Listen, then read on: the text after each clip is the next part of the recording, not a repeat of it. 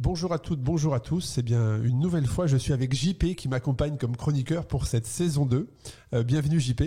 Bonjour Arnaud. Eh ben, je suis ravi puisque enfin cette saison 2 va être en physique puisque la première saison, la saison 1 était en digital, on va dire ça comme ça. Les enregistrements se faisaient à distance. Et bien là, pour cette saison 2, on peut enregistrer en physique. Donc, un grand merci à toi d'avoir pris du temps pour venir enregistrer avec moi aujourd'hui. Le premier épisode de cette saison 2, mais qui est en fait le 53e épisode du podcast Dans la tête d'un cycliste. Déjà, la première question que j'ai envie de te poser, JP, c'est comment est-ce que ça va depuis la fin des enregistrements de la saison 1 ? Comment ça va pour toi dans le monde des affaires et même à titre perso ? Eh ben écoute, déjà je suis ravi de venir prendre ma dose de podcast parce que ça commençait à me manquer et puis je crois avoir entendu que ça manquait à quelques personnes qui nous suivent depuis le début de l'aventure et c'est ça qui fait le plus plaisir. D'un point de vue perso et d'un point de vue business, tout va bien. Notre monde du vélo évolue et on se le disait ce matin. C'est assez rigolo, on souriait de voir qu'on avait fait quelques prédictions qui s'avèrent assez justes sur les évolutions techniques, mais sur les évolutions de marché aussi. Et je crois qu'on va encore avoir de quoi nourrir nos débats pendant toute cette saison 2 et pourquoi pas plus tard encore. C'est vrai qu'on se disait si on réécoutait nos épisodes d'il y a quelques mois sur la saison 1, peut-être qu'on aurait remporté des prix de voyance puisqu'on n'était pas loin de la vérité sur certains sujets.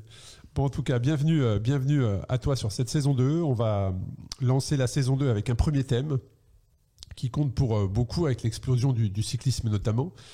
C'est quel équipement pour un voyage à vélo, pour son voyage à vélo, qu'il soit seul ou accompagné ou même en famille. Et donc en introduction de cet épisode, JP, qu'est-ce que tu pourrais nous dire dans les grandes lignes avant qu'on rentre dans les détails ? Qu'est-ce que tu pourrais nous dire justement sur les équipements pour partir en voyage à vélo ? Déjà, le voyage à vélo, il commence quand on enfourche sa monture et il est différent pour tout le monde. Donc évidemment, la palette de matériel et même le process de préparation va être différent en fonction de ce qu'est le voyage. Il y a des gens pour qui 10 km c'est un voyage et d'autres pour qui ça commence à 5000. Donc forcément, on n'a pas la même monture, on n'a pas le même matériel qui va bien au-delà du vélo, puisque quand on voyage, on se déplace un petit peu avec de quoi subvenir à ses besoins d'habitat et de nourriture. Donc forcément, on va pas parler que de matériel cycliste aujourd'hui. Donc avant tout, une fois qu'on a décidé de partir en voyage, il faut savoir où on va, par où on y va. Donc on va parler. C'est ce qui va déterminer d'ailleurs beaucoup de choses. L'itinéraire, la durée également. C'est que aujourd'hui la liste du matériel varie énormément en fonction déjà des personnes, de la manière dont tu pratiques ce cyclisme de voyage à vélo, mais ça dépend également du budget que tu souhaites allouer à ce projet, mais qui ont un impact sur les équipements, sur la durée, parce qu'entre un point A à un point B, il y a des personnes qui vont le faire en 5 jours et d'autres qui veulent le faire en 15 jours volontairement, donc ça a un impact. Et puis c'est l'itinéraire emprunté, c'est-à-dire qu'aujourd'hui le voyage à vélo, tu peux le faire sur route, mais aussi sur sentier, ce qui se pratique beaucoup aujourd'hui. Oui, si on fait une analogie avec l'aspect un peu plus sportif de la chose et les épreuves de longue distance ou ultra distance que tu connais bien, il me semble, il y en a qui sont exclusivement sur route et il y en a qui sont exclusivement avec un VTT dans la gadoue, dans les cailloux, donc ils se font pour partir à pied pour le coup aussi. Donc, il y a certaines épreuves aussi qui se disent gravel, mais au final t'as que 15% de sentier. Donc faut faire attention. Donc il y a un peu de tout. Évidemment l'itinéraire et la planification c'est ultra important parce que le type de terrain va jouer, les pays qu'on traverse, tu trouves pas la même chose de partout, et ça c'est du point de vue du vélo et de comment tu le répares, mais aussi du point de vue de comment tu manges et comment tu dors. Et puis quand on planifie un itinéraire, on planifie un rythme aussi. Et donc les besoins de quelqu'un en termes de préparation de matériel vont être différents en fonction de la planification qui va dire si on va rouler 250 km par jour ou 60 km par jour. Tu parlais de voyage en famille. Maintenant, avec les réseaux sociaux, on voit ces gens qui partent en voyage famille et qui racontent leur aventure. Avec des enfants, c'est très difficile de faire plus de 60, 100 km par jour, en fonction de l'âge des enfants, évidemment. Alors que des gens qui font de l'ultra-distance font 400 km par jour, souvent. Ouais, alors sur du voyage à vélo. Du sommeil, sur le voyage, c'est différent, mais des voyageurs au long cours peuvent faire 150 km avec des vélos déjà très chargés. Donc tout ça, c'est une panoplie de besoins. Je pense que l'idée pour nous, c'est pas de dire si tu fais entre tant et tant de Non, pas kilomètres, du tout, tu dois bien sûr. avoir telle Non, liste. C'est d'expliquer cette variété et ce à quoi il faut faire attention, donner une espèce de méthode en fait pour trouver comment on répond à ces besoins, parce que c'est de ça qu'on parle. Exactement. Alors là, on va partir du principe qu'on a cette idée de lancer son voyage à vélo. La première chose, effectivement, c'est de choisir et planifier sa route. Toi, JP, est-ce que tu as comment tu planifies tes sorties? Est-ce que tu as des astuces sur ça? Quels sont les moyens aujourd'hui qui existent pour planifier sa route entre un point A et un point B? On part du principe que c'est des personnes qui ont une destination précise, hein, parce qu'il y a aussi ces voyageurs à vélo qui partent sans savoir vraiment où ils vont aller. Là, on part du principe que la personne part d'un point A, connaît son point B d'arrivée, et comment aujourd'hui on peut planifier son parcours? Il y a tout un tas d'outils digitaux à disposition. Ceux qui pratiquent le vélo de manière régulière savent utiliser un GPS ou ce qu'on appelle un planificateur d'itinéraire. On ne va pas citer les noms, il y en a plein. Il suffit d'aller sur un moteur de recherche. Ils ont tous des avantages et des inconvénients. Il y en a qui vont être meilleurs sur les routes pavées, d'autres qui vont être mieux achalandées en termes de détails sur les routes non pavées, et donc les traversées de sentiers pour ne pas se retrouver. Quand tu as un vélo chargé à 25 kg, si tu te retrouves dans la caillasse, c'est compliqué, ou ça peut devenir compliqué. Donc voilà, le calculateur d'itinéraire, il est important, et je crois que vraiment, en fait, le voyage commence quand on planifie. Parce que si on fait un voyage au long cours, la plupart du temps, et pour avoir discuté avec des gens dont c'est vraiment le quotidien de faire ce genre de choses, tu peux pas te référer à un seul calculateur d'itinéraire. Donc tu vas faire un calculateur d'itinéraire, tu vas vérifier cet itinéraire sur un autre, tu vas aller faire des plans de détail dans la vue satellite de Maps pour être sûr que c'est comme si, tu vas de temps en temps passer un coup de fil pour savoir si les terrains sont dégagés ou pas dégagés, surtout si tu t'engages sur ce qu'on appelle le off-road. Hein, voilà. Donc, exactement. Ouais. Donc en fait, c'est un mix de GPS, de cartographie. Il y a encore des gens qui prennent la carte.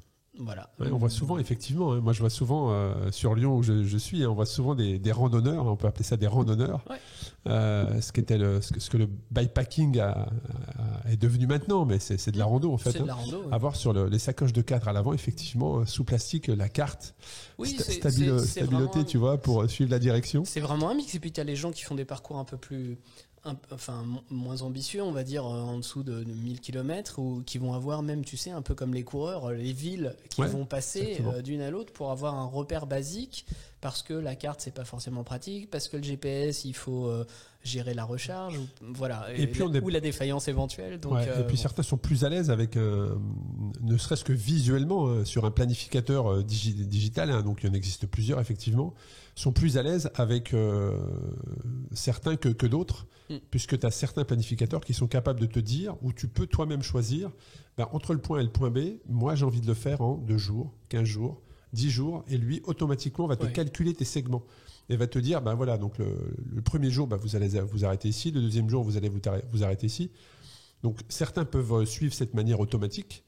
D'autres peuvent acheter, parce qu'il y a aussi des tours opérateurs qui proposent ce genre de parcours. Donc tu peux acheter un kit complètement tout prêt, voilà, et tu as juste à suivre. En fait, tu es accueilli, tu sais quand est-ce que tu repars, ton nombre de kilomètres, tes fiches. Donc il existe plein de moyens de planifier sa route, effectivement. On n'a pas parlé des livres. Il existe les livres aussi. Hein.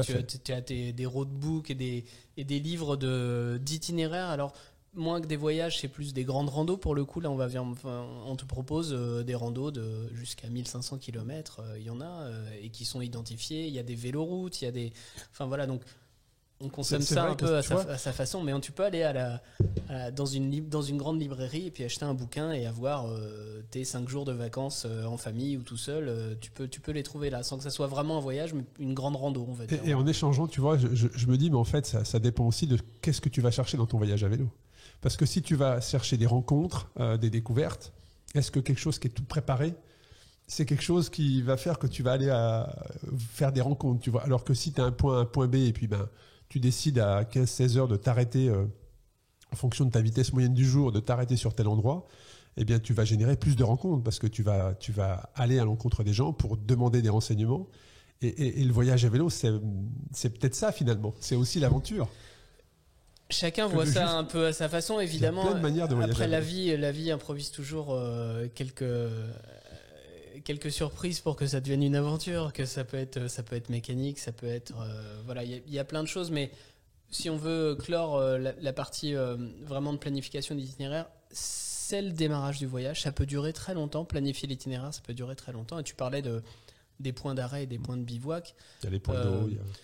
Je veux dire que si tu prends un calculateur d'itinéraire, lui, il ne sait pas si la supérette du coin est ouverte le dimanche à 15h. Il n'en prend pas compte. Et en fait, pour les gens qui ont l'habitude et qui se sont déjà cassés le nez, ils vont ajouter ça dans leur travail de planification d'itinéraire. C'est-à-dire qu'ils vont se dire, je ne vais pas faire 120 km ce jour-là, je dois en faire 129 parce que je vais arriver un dimanche soir et qu'il y a soit un hôtel, soit un point de bivouac, soit un point de restauration et qui va être ouvert ou pas ouvert. Donc en fait, c'est presque une science en soi. Il y a vraiment des gens, t'en as croisé comme moi, je suppose, qui sont impressionnants d'expertise sur le sujet de la planification. Ah oui, ça va très très loin. Ils pensent à des détails. Alors, ils se sont cassés le nez plein de fois. C'est ce que j'allais dire, c'est l'expérience. Il n'y a que ça. Et je crois que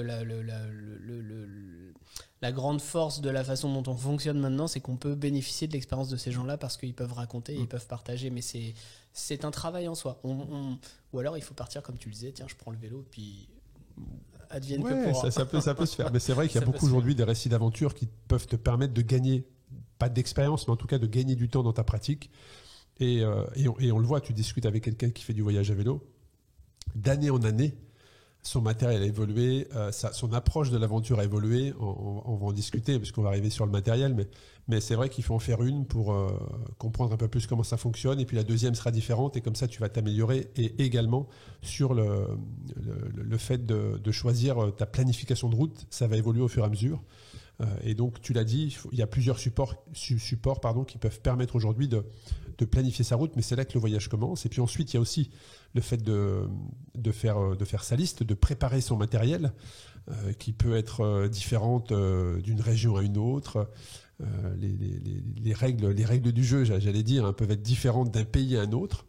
Et si on parlait d'équipement, l'équipement essentiel hein, pour un voyage à vélo, on va commencer par la base.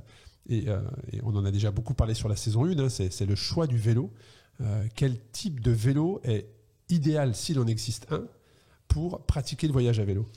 Bien, non, il n'existe pas un type idéal, puisque ça va dépendre de l'itinéraire, ou en tout cas de la typologie de chemin qu'on va emprunter. Il faut savoir si on reste exclusivement sur la route ou pas. Il faut savoir la capacité d'emport aussi, puisqu'on ne va pas emporter la même chose sur un vélo en carbone à 8 kg qui permettra de voyager vite que sur un VTT des années 80 recyclé en cyclo-randonneuse et qui va pouvoir transporter la moitié de ta maison. Donc il n'y a pas de vélo idéal. L'idéal est d'adapter son vélo à ce qu'on a prévu de faire. Voilà, ça c'est indispensable. Et puis je dirais, il y a quand même quelque chose de transversal ou un point commun, c'est qu'on va vouloir emmener un vélo fiable. Et ça c'est peut-être le point le plus important parce que ok, c'est l'aventure, mais si au moins on peut éviter de s'équiper de s'occuper de la monture pendant l'aventure et de s'occuper plutôt justement de rencontrer des gens, de résoudre d'autres problèmes qu'il va avoir à résoudre et puis d'être aussi en paix avec son physique et pouvoir gérer parce que c'est aussi une épreuve physique à chaque fois. Donc du matériel fiable. C'est pas que le cadre finalement. Ah non, c'est la transmission. En général, le cadre pose rarement un problème sur un voyage, sauf à avoir tous les équipements qui surcharger un vélo qui n'est pas fait pour. Mais c'est avoir des roues fiables, des pneumatiques fiables. Alors des pneumatiques, l'aléa c'est toujours la route, c'est pas le pneumatique. Hein. Donc la crevaison, elle est jamais résolue par le pneumatique. Hein. C'est une affaire de rencontre la crevaison finalement. Donc être équipé pour faire face à la crevaison parce qu'il y aura des crevaisons de toute manière, mais voilà, c'est avoir des bonnes roues qui ont été vérifiées, qui sont rayonnées de manière homogène pour pouvoir supporter tout ce qu'elles vont recevoir pendant le trajet. C'est une transmission nettoyée, c'est de quoi nettoyer la transmission parce que ça, à l'avancement, on est obligé de l'entretenir. Et puis c'est partir avec des câbles neufs, des durites neuves, tous les serrages vérifiés. Donc ça, c'est la base. Donc ça, c'est transversal, quel que soit le vélo. Qu'on parte avec un vélo de route, qu'on parte avec un VTT, qu'on parte avec un vélo de cyclotourisme pur et dur, une randonneuse un peu à l'ancienne. On faisait même du cyclo-camping à la grande époque, hein, tu sais bien. Donc on va en parler, puisque ça se fait toujours. Mais un vélo révisé, fiable et avec des composants fiables. Ça, c'est la base. Et quand on part justement, on rentrera dans les petites astuces après, mais quand on part comme ça sur du voyage à vélo, tu l'as dit, hein, il y a des crevaisons qui vont arriver. Ça veut dire qu'on doit emmener avec soi un kit réparation, mais on a toujours cette contrainte du poids quand on part en voyage à vélo. Donc, quelle astuce tu pourrais donner ou quels sont pour toi les éléments essentiels d'un kit réparation quand on part faire du voyage à vélo? Tu sais, il y a deux approches sur la liste de matériel, qu'elle soit le matériel de bivouac ou le matériel de réparation de vélo. C'est ma liste est bonne quand il n'y a plus rien à ajouter ou ma liste est bonne quand il n'y a plus rien à retirer. C'est Saint-Exupéry. C'est toujours la fameuse question. Saint-Exupéry disait que la perfection, c'est quand il ne reste plus rien à enlever. Moi, je souscris à cette phrase et à cette façon de penser dans plein de choses d'ailleurs, pas que dans la préparation de son matériel, mais souvent les gens qui ont fait plusieurs expériences sont ceux qui réduisent la liste au fur et à mesure parce qu'ils se rendent compte de tout ce qu'ils ont traîné et qui ne leur a pas servi. Combien de personnes qui voyagent à vélo se sont arrêtées à la poste renvoyées pour s'alléger. Et puis alors moi je pense toujours, je lui fais un petit coucou s'il nous écoute, Maxime Barak, tu vas peut-être croiser. Je me rappelle il y a quelques années avoir prêté des vélos à des gens qui faisaient des épreuves de longue distance. Et Maxime, je pense que c'est le garçon qui est parti le plus chargé. Je pense qu'il aurait pu dépanner tous les gens qui faisaient la French Divide à ses côtés. Il avait pensé à tout, mais c'est tous les cas de mais tu figure. vas emmener un poste à souder aussi donc c'était rigolo. Il a terminé 3e sans aucun. Enfin, il a fait le 3e temps, c'est pas une course encore une fois, mais il avait terminé en très grande forme et le vélo aussi. Mais c'était l'optique inverse du. On peut lui faire un coucou aussi au créateur de cette course de la French qui lui dit c'est quand il n'y a plus rien à enlever que t'es prêt à partir. Donc il faut l'essentiel. Et il ne faut pas imaginer le pire. Tu sais, il y a toujours ce débat, on avait parlé des matériaux de cadre l'année dernière, où les gens disaient, bon, il faut partir avec un vélo en acier parce que comme ça, tu peux le faire ressouder quand tu es à l'autre bout du monde. Non, peut-être, mais c'est pas sûr. Donc tu choisis pas ton vélo en fonction de ça, c'est très compliqué. Donc il y a des gens qui vont vouloir partir avec des rayons, il y a des gens qui vont partir sans rayons, et il y a des gens, de toute façon, je veux dire, si tu pars vraiment à l'étranger dans la Pampa, même ton groupe... Shimano ou SRAM de dernière génération, tu trouveras pas la pièce mais même en France, si tu traverses la France, tu vas aller dans un magasin, tu n'auras pas ta pièce en stock, tu n'auras pas ton dérailleur de 105 en stock. Donc ce qui veut dire que quand tu pars en voyage à vélo, il y a quand même une notion de savoir te débrouiller par toi-même. Je crois que c'est obligatoire. C'est ça. Ou alors tu acceptes l'éventualité que ton voyage s'arrête à un moment donné, soit en pause à un moment donné. S'arrête ou soit en pause pour un critère mécanique. Le temps que la pièce vienne à toi. Donc c'est encore une affaire individuelle vraiment de savoir comment on envisage la chose. Est-ce qu'on veut, on accepte d'être arrêté, on n'accepte pas d'être arrêté. Le kit de base, ce qui peut t'arriver, c'est la crevaison, une chaîne. Tu as des rustines, une chambre à air. Il faut du lubrifiant parce que ça, tu peux pas te passer de lubrifiant pour ta chaîne. Un câble dérailleur. Une fois que tu as ça, tu as le basique des monte-pneus, une pompe. Voilà. Et après, tu acceptes effectivement l'éventualité qui est parfois à un moment donné où on doit mettre le voyage à vélo en pause, le temps de trouver la solution. Oui, je crois que c'est le basique du basique. Tu peux après emmener éventuellement un maillon rapide ou un dérive chaîne. Et là, vraiment, tu as bouclé 99% de ce qui peut t'arriver et que tu peux réparer. Voilà, donc si ton dérailleur casse, tu vas pas avoir un dérailleur dans ta sacoche. Et salut Maxime. C'est too much, je pense. Voilà, donc c'est pareil, partir avec un pneu supplémentaire, ça peut s'entendre quand tu fais une course de longue distance et que tu veux pas t'arrêter. Quand tu fais un voyage, tu peux accepter de prendre le pneu que tu vas trouver dans le magasin qui va être peut-être moins performant ou quelque chose comme ça. Voilà, donc c'est aussi, encore une fois, on en revient à qu'est-ce qu'on est parti faire, quel est l'itinéraire, quoi. Et quand on part comme ça, il y a des points qui sont quand même des points sur le vélo qui sont importants. Là aussi, on en a parlé sur la saison 1 dans le détail, mais là, sur un voyage à vélo, tu l'expliquais pour le cadre, mais il y a quand même des points qui sont là où tu poses tes mains, donc le guidon, et on a tous vu aujourd'hui passer des gens qui font du voyage à vélo avec des formes de guidon assez bizarres quelquefois, complètement fermées, qui remontent, d'autres plats, et puis aussi la selle, parce que tu passes des heures où tu répètes plusieurs jours de suite. Et est-ce que tu gardes ta selle d'origine? Est-ce que tu prends la selle qui te suit de vélo en vélo d'année en année? Quel conseil tu peux donner à ça par rapport à ces formes notamment de guidons qu'on voit souvent, hein, les étrangers passent avec des vélos. Les cintres papillons. Là, voilà, il y a des cintres. Je crois qu'on a fait un épisode dédié au confort, il me semble bien. Exactement, voilà, tout à fait. On en revient là, effectivement, tes points de contact, hein, donc tes fesses, tes mains et tes pieds. Parce que tu n'as pas parlé des pieds, mais... Mais sur le voyage à vélo, tu vois, je trouve que les pieds, t'es quand même. C'est rare ceux qui font du voyage à vélo qui ont des chaussures Oui. carbone, sauf si dans le bikepacking, oui, les mais courses. c'est pris en compte souvent plus facilement les pieds parce que les gens se disent effectivement je vais devoir descendre du vélo, je vais devoir faire des courses, marcher, je vais devoir effectivement. camper, etc. Ouais. Mais la selle, c'est important. C'est-à-dire quand on fait du voyage à vélo, on part pour même quelqu'un qui va partir faire 60 ou 70 km par jour, mais pendant plusieurs jours, et va faire une moyenne de 8 heures de selle. Donc 8 heures de selle avec tout le temps les mêmes tissus qui sont sollicités, avec les frottements, le besoin de laver son linge aussi, c'est important pour ne pas risquer de développer un problème de santé. Les cintres, il y a la position et puis il y a le revêtement. Également, c'est vrai. Donc plus on a de positions possibles pour ses mains, plus on va pouvoir soulager certains points d'appui et en solliciter d'autres. Et donc tu changes de position effectivement. Donc ça, oui, donc les cintres de route sont adaptés. Les endroit. Cintres papillons qu'on voit souvent sur les randonneurs allemands, on en a vu beaucoup, toutes les marques ont fait ça avec d'épaisses poignées en mousse. C'est aussi une question d'être plus droit sur le vélo, mais plus on est droit sur le vélo, plus on sollicite son postérieur. Donc c'est un mix, il faut prendre en compte l'éventualité, mais c'est sûr qu'on ne peut pas partir...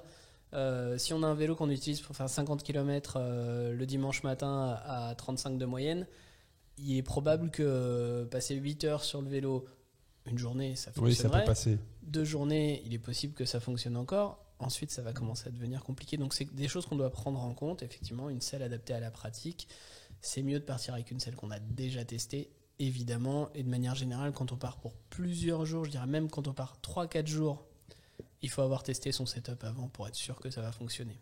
Et on avait fait un épisode également l'année passée qui avait d'ailleurs cartonné sur les pneus, la pression des pneus. Là aussi, le pneu est un composant important parce que c'est lié au confort de l'ensemble. Est-ce que pour toi, comme ça, si je te demande de me sortir un pneu que tu choisirais pour partir en voyage à vélo, ça serait lequel et quels seraient ses composants ?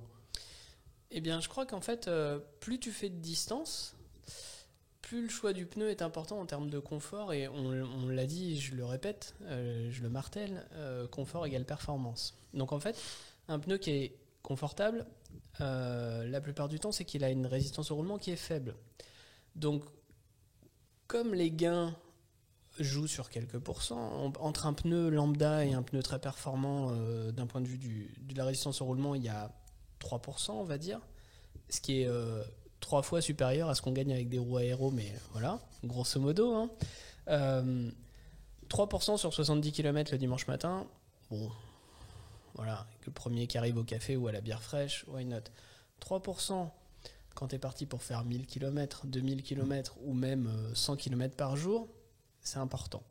Donc, bien sûr, c'est un élément à prendre en compte. Souvent, ces pneus performants sont moins résistants à la crevaison. Donc, il appartient à chacun de faire le compromis entre qu'est-ce qui est plus important, réparer une crevaison ou être toujours dans du confort et de la résistance au roulement. La résistance au roulement, pour le dire d'une autre façon, c'est moins d'efforts à produire pour déplacer le vélo sur la même distance. Donc, on économise aussi le moteur qui se trouve avoir deux jambes et deux bras. Donc le pneu, il faut l'adapter en volume, il faut l'adapter en pression en prenant en compte le poids du chargement. Donc on ne peut pas partir sans connaître le poids de son chargement parce que, on va dire, si on fait une moyenne du chargement pour un voyage, je fais une moyenne entre les gens qui font du bikepacking et les gens qui font du cyclo-camping, on est à 10-12 kilos, ça sera la moyenne entre les gens qui vont voyager très très light avec rien du tout, un hamac peut-être et une carte bleue pour aller à l'hôtel de temps en temps et un deuxième cuissard, et puis les gens qui vont avoir le réchaud, la tente, etc., etc. Mais on va dire 10-12 kilos. Donc ça a un impact sur la section également. En tout cas, ça a un impact sur la pression à section définie, mais grosso modo, 10-12 kilos de chargement, c'est entre 0,3 et 0,5 bars de différence. Donc, on va pas refaire un épisode sur la pression des pneus, mais c'est important, surtout si il y a peu de gens qui vont partir en voyage à vélo avec des sections de 23 ou de 19 ou de 25 même. Très clairement. Donc 0,3 ou 0,5 sur un pneu de 38, par exemple, c'est très important. Ça peut vouloir dire je fonctionne correctement ou je fonctionne pas correctement. Donc, bien sûr, on doit connaître le poids de son chargement, donc il faut peser. Encore une fois, on est dans les préparatifs, le voyage commence avant le voyage, mais c'est ultra important. Et puis il y a des gens pour qui le confort ou la dépense d'énergie est moins importante que le fait de démonter sa roue et de remplacer une chambre à air ou de mettre une rustine au bord de la route, et ils vont vouloir partir avec des pneus qui tiennent plus de la route qu'à lèche à mon avis, mais voilà, il y a des pneus qui sont très connus pour être soi-disant increvables, ils ne le sont pas, mais ils sont plus résistants parce que ils sont durs comme du béton. Et alors là, la pression importe peu finalement, parce que le pneu il tiendrait tout seul sans air presque. Mais le confort doit être. Mais le confort est difficile. difficile, mais beaucoup ça tend à changer un petit peu. Mais on va dire que sur les 2 décennies passées, ça a été un argument de vente tellement fort que les gens qui partaient en voyage partaient avec ce type de pneumatique là. Voilà, c'est comme ça. Tout change et les discours changent aussi. Mais en tout cas, il faut du matériel de réparation, c'est sûr. La crevaison, c'est il faut connaître en fait. Ouais, c'est surtout ça, je pense, qui est important. Il faut être autonome. Sur les basiques, il faut être autonome. Ça, encore une fois, on l'a dit et répété. Tout à fait. Donc ça, c'était vraiment le point sur le matériel, mais vraiment le vélo et ses quelques périphériques. Mais si on pouvait rentrer dans le détail sur, puisqu'on parle de voyage à vélo, c'est de transporter ses bagages. C'est-à-dire comment aujourd'hui on se déplace d'un point A à un point B en transportant tout le... Alors, je ne sais pas si on peut dire le confort nécessaire, parce que dans le voyage à vélo, plus tu as de confort, plus tu as besoin de sacoche et plus tu as de poids. Mais comment aujourd'hui on peut, quels sont les différents moyens de transporter son matériel, transporter ses bagages? Je classerais ça en 3 catégories. Il y a la catégorie légère, on va dire, le bikepacking. Donc on a des sacoches qui viennent s'accrocher sur le vélo sans support particulier. Donc il n'y a pas besoin de porte-bagages, qui sera la deuxième catégorie. Donc c'est l'explosion qu'on a vue depuis 5-6 ans. Je veux dire, des nouvelles sacoches. Il n'en sort pas tous les jours, mais des nouvelles marques de sacoches, il en sort tous les jours. Voilà. Après, on est toujours sur des choses assez basiques, c'est-à-dire une sacoche sur le cintre, une sacoche dans le cadre et une sacoche sur la selle. Qui fait un peu office de sac à dos finalement. Alors depuis 1 an et demi, il y a aussi des sacoches qu'on vient mettre sur les bras de la fourche, sur lesquelles on essaye de transporter des choses assez légères, parce qu'encore une fois, le principe est de dire il n'y a pas d'accroche particulière, c'est des sangles, etc. Donc on peut y mettre des duvets. Il n'y a pas, comme tu l'as dit, il n'y a pas de point de fixation. C'est-à-dire qu'il n'y a pas de porte-bagages, que ce soit avant, arrière. Ça vient sur le vélo tel qu'il est. Donc après, il y a plein de petits... des œillets qui peuvent plein de petites choses qui viennent s'ajouter. Maintenant, on voit des petites poches pour mettre un appareil photo ou une canette de boisson ou un bidon. Là, on est dans le confort. Voilà. On est dans le confort. Donc ça, c'est vraiment la catégorie légère et le bikepacking. Ensuite, on a la catégorie qu'on va appeler plus conventionnelle et traditionnelle, qui est j'ai des porte-bagages avant et arrière, et puis je vais mettre la plupart du temps des sacoches latérales, une sacoche de cintre avec un porte-paquet. Là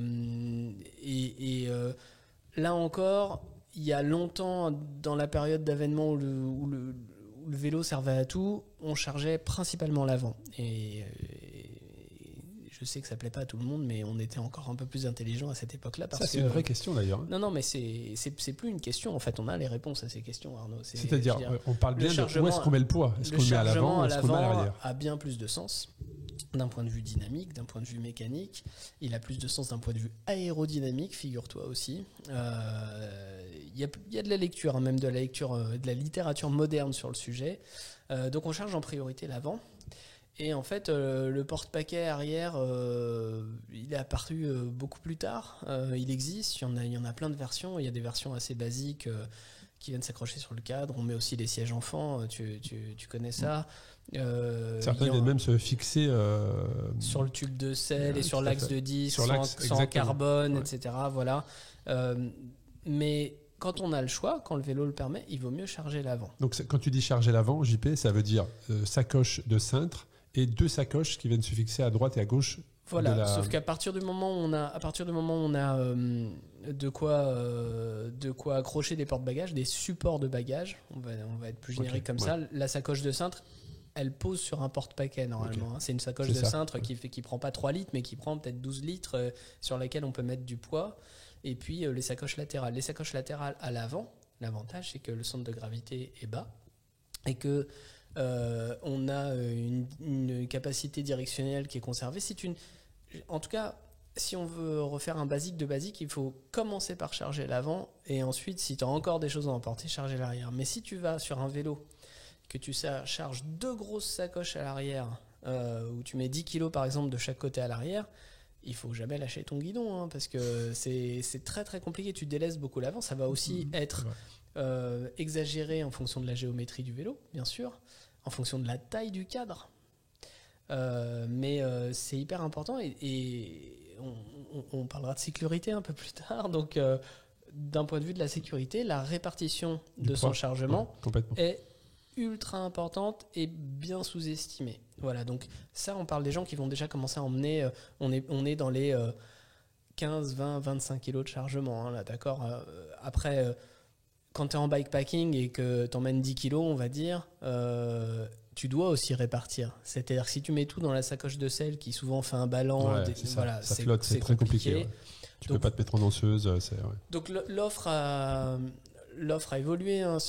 Beaucoup de vélos ont des fourches en carbone, on le sait maintenant. Il y a des fourches en carbone avec des œillets désormais. Ça aussi, le choix, il commence là. C'est-à-dire dans le choix de ton vélo au tout départ, c'est qu'est-ce que tu imagines emmener comme sacoche et ce qui va faire le choix, notamment sur les œillets, comment ils sont répartis. Ça, c'est quand tu as le luxe de choisir ton vélo pour le voyage. Si tu as déjà ton vélo, tu t'adaptes la bagagerie au vélo que tu as déjà. Et effectivement, si tu fais fabriquer ou si tu te fais assembler un vélo, tu peux avoir le loisir de choisir les spécifications.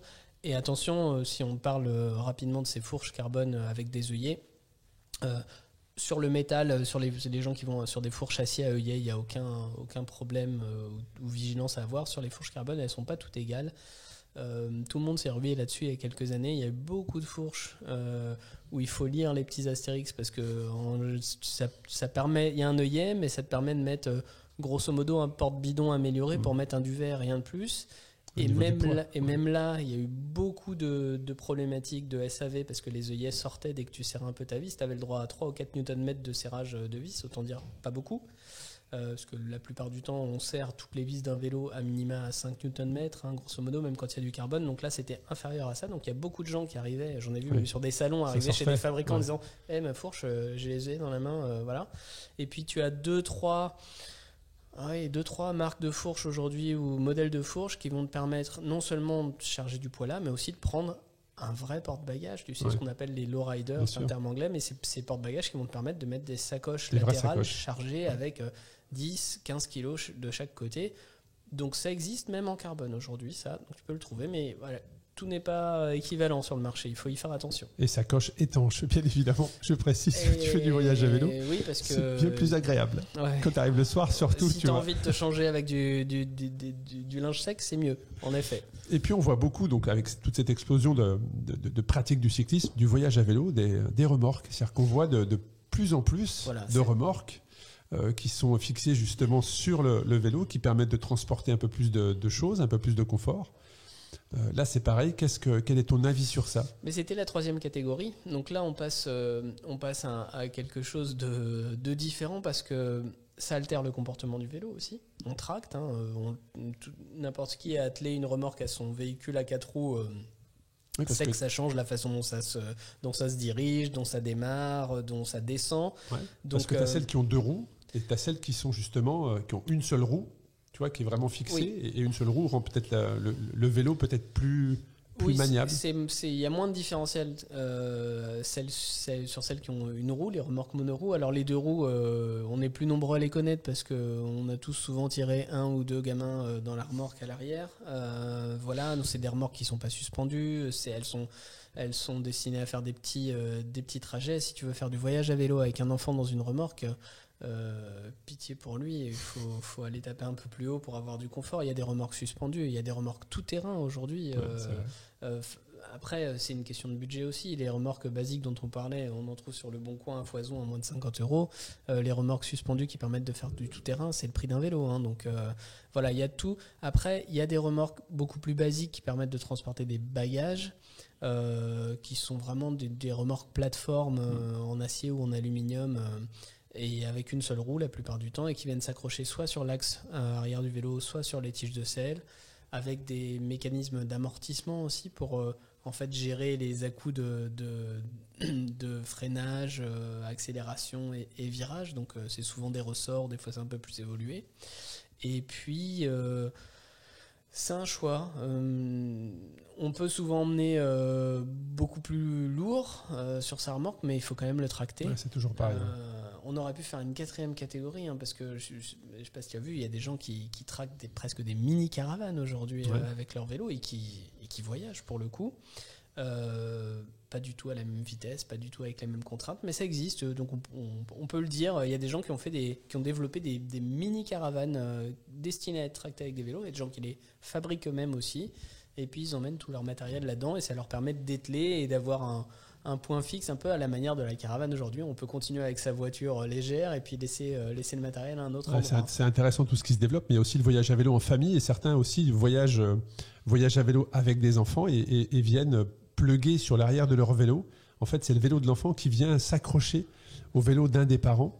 Et ça permet aussi d'emmener la famille sur du voyage à vélo comme ça. Oui, ça permet de couvrir des distances plus importantes quand l'âge de l'enfant ne lui permet pas de parcours la distance qui est prévue. Ouais. Effectivement, ça facilite le pédalage et il se sent quand même acteur. Il n'est pas transbahuté dans une remorque. Il est acteur du voyage aussi. Donc ça existe. Et puis les remorques, souvent, c'est aussi la personne la plus puissante ou la plus capable de la famille qui va se surcharger un petit peu pour laisser les autres plus libres. Donc les remorques, ça existe. On n'en voit pas beaucoup. On en voit beaucoup plus, en tout cas dans les voyages familiaux que dans les voyageurs à vélo. Ou alors c'est vraiment des très grandes distances. Ouais. Et là, il y a besoin d'emmener quand même beaucoup plus de matériel. C'est du raid après. Voilà. C'est ça, c'est du raid. Tout à fait. Et puis, on le dit sur le matériel et puis sur le transport et sur le poids, il y a aussi tous ces gens qui documentent leur voyage. Ouais. Et tu le sais, tout à fait. Ça nécessite de transporter du matériel audiovisuel qui pèse vite lourd et qui est vite volumineux. Donc, voilà. Il y a un vrai choix à faire. C'est vrai que la course au poids est toujours une vraie réflexion à avoir sur est-ce que c'est utile, pas utile. À compter du moment où tu te poses la question si c'est utile, généralement c'est que ça ne l'est pas. Et puis dans la continuité du voyage à vélo, on a parlé effectivement du vélo et des périphériques, des sacoches et des différents moyens d'emmener le matériel. Maintenant, c'est qu'est-ce qu'on y met dedans. C'est-à-dire, on va partir de la base, c'est-à-dire le textile, c'est-à-dire comment on s'habille quand on part en voyage à vélo, qu'est-ce qu'on doit emmener. Là aussi, c'est toujours un choix qui évolue au fur et à mesure des différentes expériences, mais quelqu'un qui veut se lancer, qu'est-ce qu'on pourrait lui conseiller sur ça ?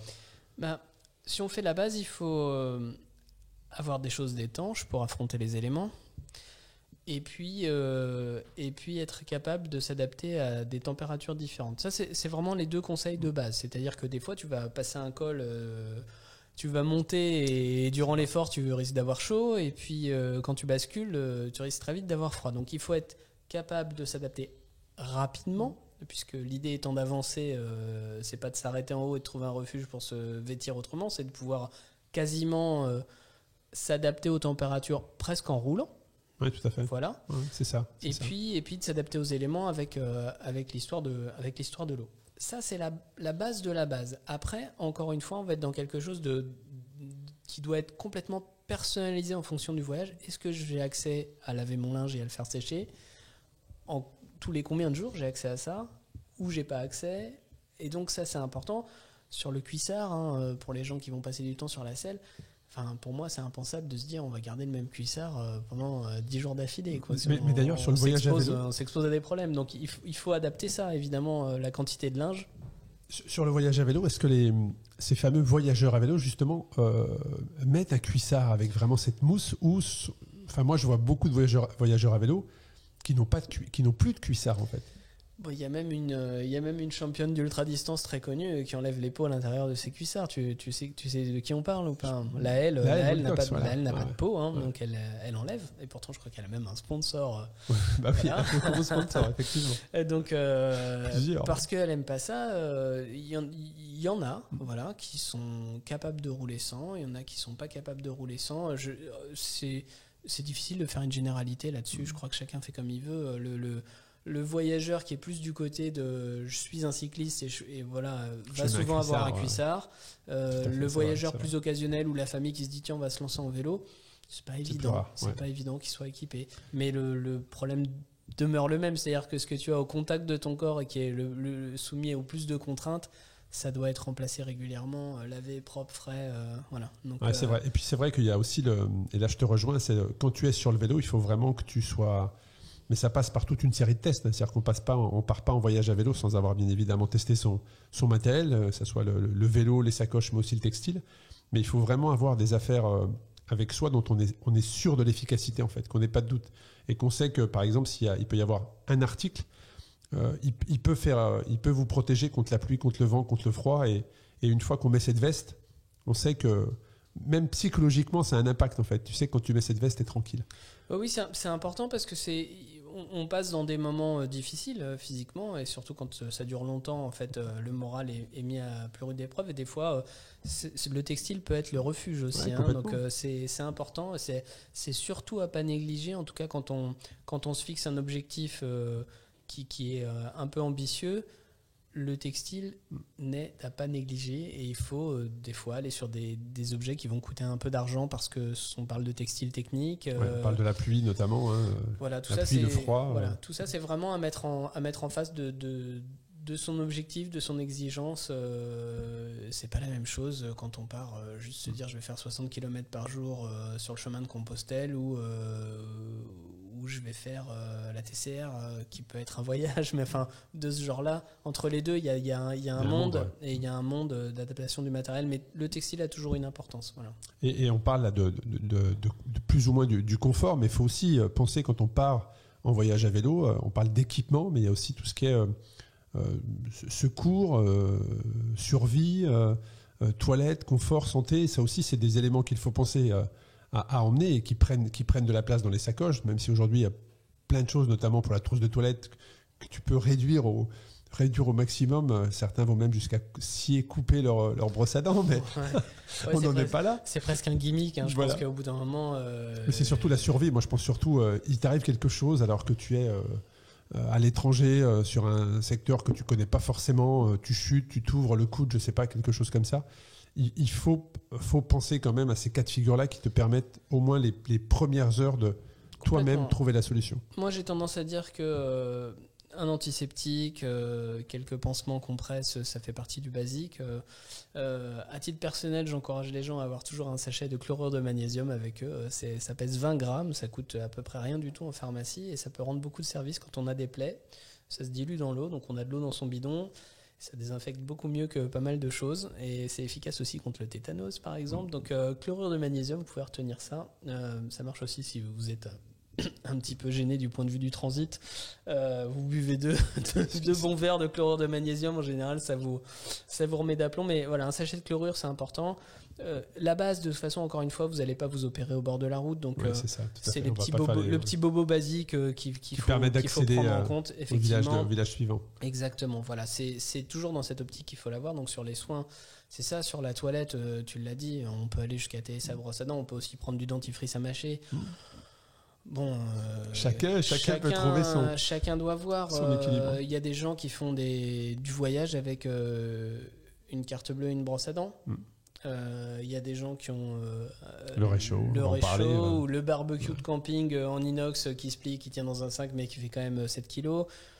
Voilà, tout le monde vit la chose différemment. Dans les tentes, tu peux aller chercher le poids, tu as des tentes ultra light. On va en parler, on va en parler de ça juste après. C'est quelque chose de fou, donc à adapter, évidemment. Voilà. Sur les premiers secours, je redis de quoi désinfecter, panser une plaie.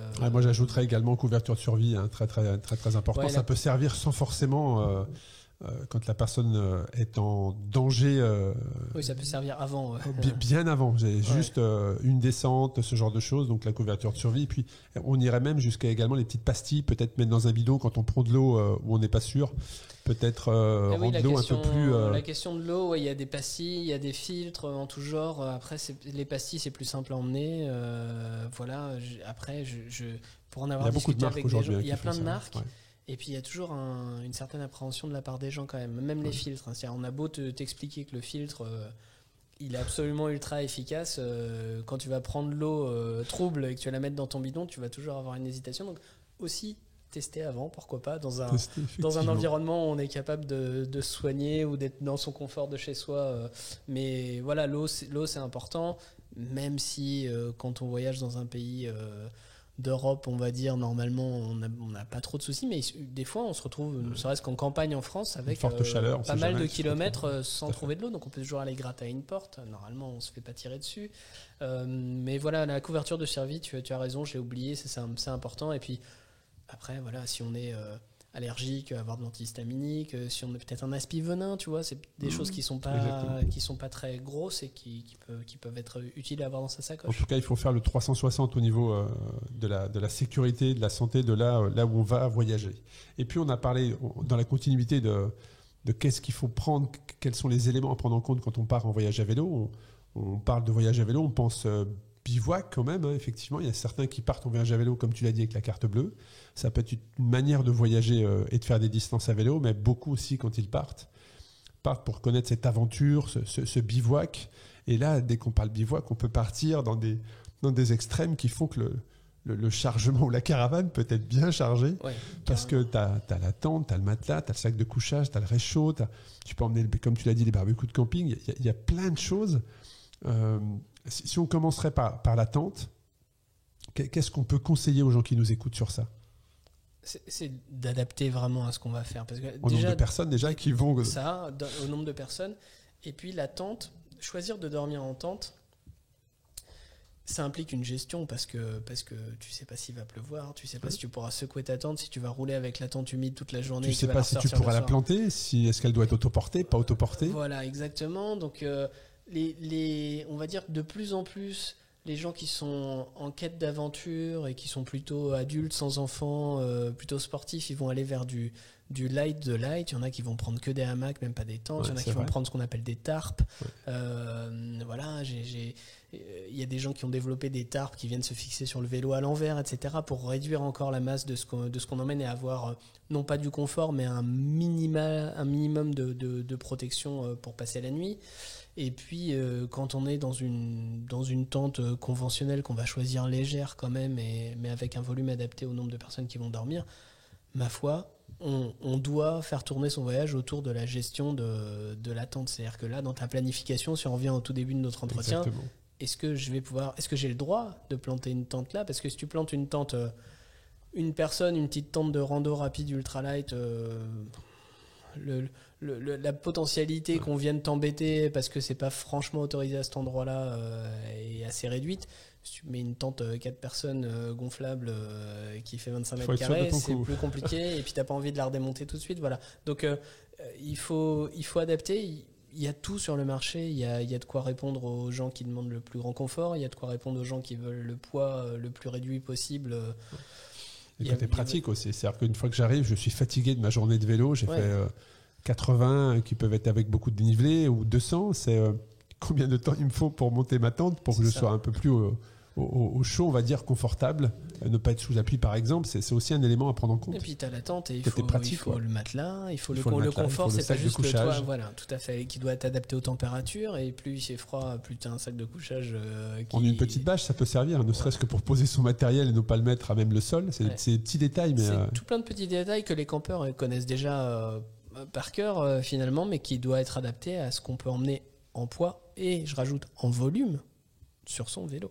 Ouais, parce qu'on a parlé de poids depuis le début, mais le volume il compte aussi beaucoup parce qu'on on peut changer le comportement de son vélo, parce que le volume ça veut dire qu'on décale la masse aussi, hein. Donc voilà, plus ça prend de la place, plus il faut le positionner correctement sur le vélo pour pas altérer le comportement du vélo, parce que la journée on roule, c'est l'idée du voyage à vélo. Donc, alors on roule et pour rouler, tu l'as dit, tu l'as placé je crois dans les échanges, mais il y a aussi l'humain, c'est-à-dire le corps a besoin d'énergie pour avancer, et quand tu pars en voyage à vélo, tu n'es pas dans l'intensité, mais tu es dans une dépense énergétique et calorique. Ça veut dire que quand tu t'arrêtes et que tu as monté ta tente et que tu as mis ton matelas sous une bâche et le petit, tu vois, avec un peu de confort, il faut manger. Ça veut dire ce qu'on appelle la popote, ce qu'on appelle le réchaud.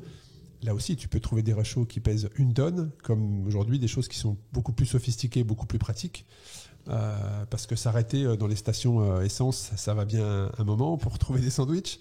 Mais à un moment donné, c'est important aussi de pouvoir alimenter son corps de la meilleure des manières. Je crois que de manière générale, de toute façon, il faut, dès lors qu'on s'en va, même quand tu sors à la journée, il faut avoir quelque chose à manger en secours, je dirais.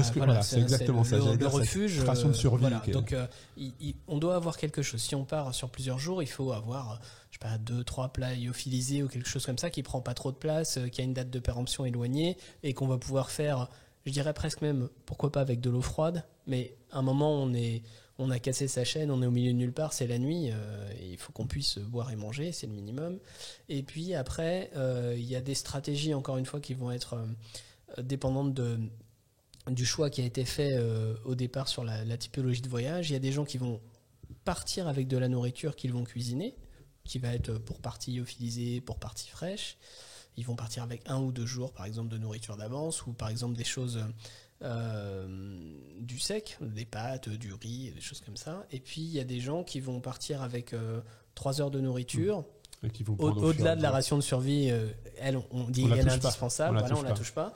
Et puis qui vont dire, bah voilà, je vais ravitailler à tel endroit, je vais acheter pour ce soir, demain matin, et ce soir et demain matin. Souvent les gens font ça, ils achètent pour le dîner, le petit déjeuner, et puis pendant la matinée, ils vont trouver de quoi cuisiner pour le midi. Soit ça va être quelque chose qui se fait au réchaud, soit ça va être un sandwich. Voilà, mais du coup, on en revient à la planification. Si tu vas fonctionner comme ça, soit tu décides de t'exposer volontairement au fait que ça soit fermé, ça soit les vacances, il n'y ait plus de stock ou des choses comme ça. Tu passes un dimanche après-midi, voilà, c'est fermé. Soit tu dis, ok, je regarde dans mon trajet, je sais qu'à tel endroit, il y a un supermarché, il y a une supérette, etc. Ouais. Donc il y a des gens qui vont à l'extrême de ça, ils savent les horaires de la supérette, ils mettent ça même sur leur roadbook et tout, puis d'autres qui vont se dire, bah, si je mange pas tout de suite, je mangerai dans 2 ans. Dans 2 heures, pardon, dans 2 ans, ça fait loin. Dans 2 heures, mais c'est aussi dépendant de son physique et de sa capacité de résistance. Tu parlais des réchauds et des moyens plus généralement, voilà, des moyens de préparer la nourriture.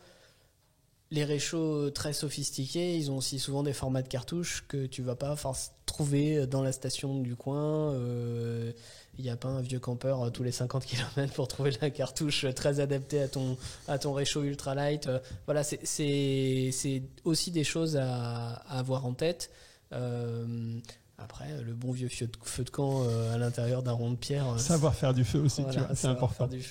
Et là, on a fait quand même on a fait le tour des différents éléments qui composent le voyage à vélo, mais il y a quand même du matériel à emporter, des petits accessoires en cas d'incident. Je pense notamment au fameux ruban adhésif, toujours avoir un petit peu avec soi du ruban adhésif. Et dans cette même gamme, si tu avais, JP, des astuces ou des conseils à donner sur ces petits détails, tu vois, des serflex, ce genre de choses. Des rilsans, ouais, voilà, tout à fait. Ça, c'est indispensable.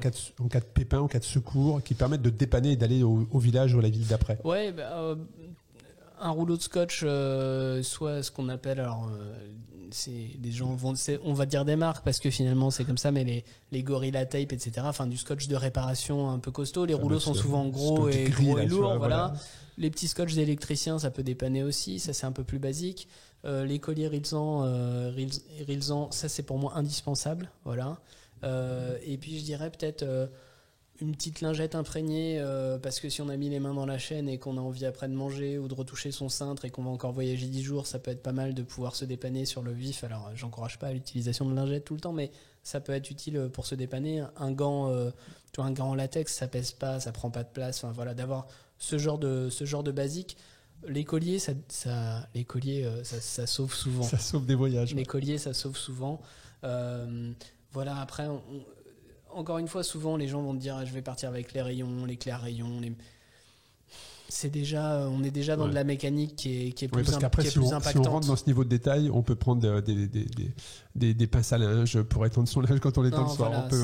Voilà, c'est too much. Le basique, on a parlé du petit kit de réparation. Effectivement, on peut ajouter un rouleau d'adhésif, l'un ou l'autre. Du papier toilette, tu peux tout rajouter derrière si tu vas dans le détail. Si tu pars dans un voyage. Complètement. Donc, voilà, il y a des essentiels. Sur les trucs et astuces, les colliers, souvent, ça sauve des choses. Voilà, parce que tu as un porte-bagages qui a un coup de mou, tu as perdu une vis. Ça peut dépanner. Tu feras pas les 1000 km qui te restent avec ton porte-bagages qui supporte 20 kg et qui tient avec un Rilsan, mais tu peux aller jusqu'au garage de la ville d'après et qui te mettra la bonne vis, par exemple. Donc, ça peut sauver, éviter d'avoir à prendre un taxi, éviter de faire du stop. Voilà, ce sont des petites choses. Bon, on a quand même fait le tour de la liste de matériel. On a parlé du vélo, on a parlé du textile, du bivouac, toilette santé. On a parlé effectivement du matériel informatique quand on doit documenter son voyage et des petits accessoires, des petites astuces comme celle-ci. Et s'il y avait JP, et on va arriver sur la fin de cet épisode consacré au voyage à vélo, par expérience, toi, l'astuce, vraiment, s'il y avait une astuce que tu conseillerais? Question piège. L'astuce, c'est de bien se connaître avant de partir en voyage parce que ça permet de faire les bons choix la plupart du temps, de ne pas viser sur quelque chose qui est trop ambitieux pour soi. Et puis, voilà, c'est ce qui permet d'adapter vraiment sa planification. Et puis, avant que les gens nous disent qu'on a oublié, on n'a pas oublié de parler de sécurité. On n'a volontairement pas parlé de sécurité parce qu'on parlera de sécurité très bientôt ensemble. Voilà. Mais évidemment, on ne peut pas envisager un voyage à vélo sans tous les équipements de sécurité. Donc, on ne l'a pas dit là, mais on en reparlera. Et c'est essentiel. On passe la plupart de la journée sur la route. C'est important d'être vu. Exactement. Et de ne pas prendre de risques et de ne pas se mettre en situation de danger. Voilà. Moi, si j'avais une astuce à partager, c'est surtout au niveau des sacoches. C'est de bien répartir dans ces sacoches, de savoir quelle sacoche pour quelle utilité. Et dans ces sacoches, remettre quelques petits sachets. C'est-à-dire que quand tu positionnes quelque chose dans ta sacoche, il faut que cette chose-là soit dans un sachet étanche également, puisqu'une crème, ce genre de choses peut vite percer. Et si tu n'as pas mis des sous-sachets dans la sacoche, on sent le vécu. Ça peut être compliqué. Ça peut être compliqué. Donc déjà, chaque sacoche a son utilité et tu mets pas un peu de vêtements derrière, un petit peu de vêtements devant. C'est mieux de savoir où est chaque chose en effet, c'est sûr. Tu as besoin de quelque chose, tu sais qu'elle est dans telle sacoche et dans cette sacoche, tu vas avoir encore des sacs étanches qui vont venir protéger cette chose-là. Ouais, c'est le vécu, effectivement. Un grand merci JP pour cet épisode et puis on se retrouve dans les prochains épisodes pour parler notamment effectivement sécurité et bien d'autres choses. Merci à toi. À bientôt.